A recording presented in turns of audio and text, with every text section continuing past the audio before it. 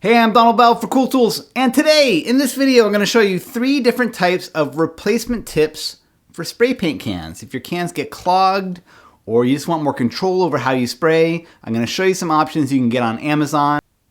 So here's the problem I come across. A lot of spray paint brands use this wide female style cap.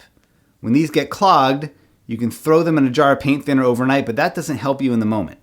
Initially, I went looking for some cheap replacement caps to have handy, but I found them hard to get or oddly expensive. What I did find, though, is that you can buy these more common male-style caps for pennies and push them into an adapter. These are 3 adapters I found on Amazon. This one is a cheap plastic adapter that came with a bag of 30 tips for around $12. Then there's these cool orange winged adapters, 5 of these plus 5 tips for around $16. And then these heavy-duty aluminum adapters that come with keychain rings and 5 tips. These were $19. It's also interesting to note that these were all made to serve graffiti artists. All of them include a type of cap called a fat cap, which puts out a nice wide spray, great for making big lines on a wall. But that variety pack I showed with the 30 tips also includes a bag of what they call outline tips, which put out a much more focused spray. You can really fall down the rabbit hole with all this stuff and order all kinds of specialty tips, but just know that with any of these options here, you're going to notice a different spray pattern than what you'd find with a conventional tip, unless you're plugging in your own. So here's how the cheap little plastic one works. You just push on the tip you want, then place it on any male type spray paint can, and it does the job.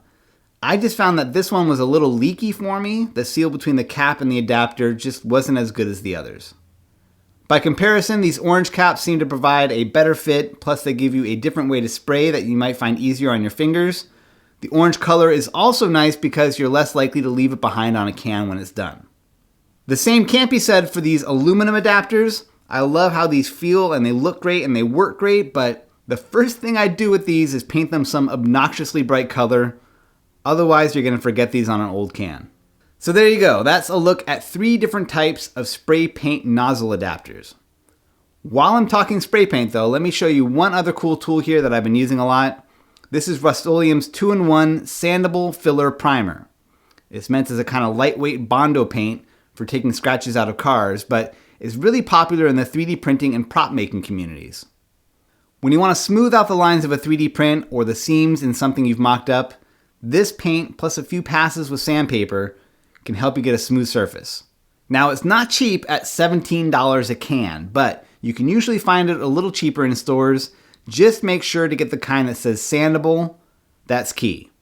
Alright, that does it for this video. You can find links to everything down in the video description, and you can see thousands of reader recommended tools like these at cool-tools.org.